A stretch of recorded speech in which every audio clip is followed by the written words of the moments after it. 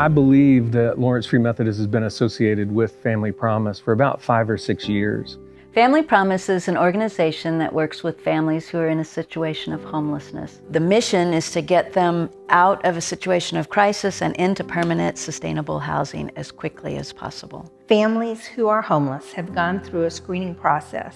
After that screening process, they can sleep in the churches. They're in a church 1 week at a time. We had a church in our rotation program that could no longer host. And when they could no longer host, I thought we had to do it. Once we finally became a host church, is that prior to that, we probably only had a half dozen people involved. Now that we host, that engagement level has quadrupled. I mean, it takes 50 to 60 people throughout the week. Because we've got the guests in our facility, we're actually involving more people now.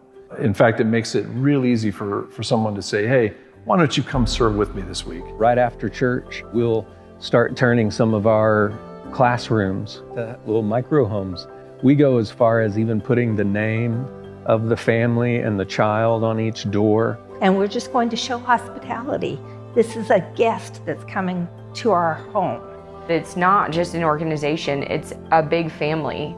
They don't judge you by the rap sheet that you've had. None of those things matter to them. They genuinely just love you.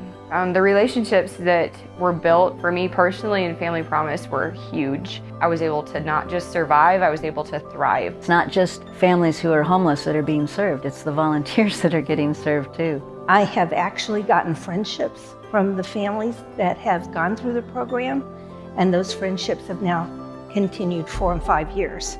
We're not as interested in building a large church as we are in building a healthy church. I think that the Family Promise experience is one of those things that is definitely helping us build a healthier church. Oftentimes, we have what I call a head faith or a heart faith. We know what God's Word says. We know what it compels us to do, but oftentimes we don't take action. So we need to live our faith, not just talk about our faith.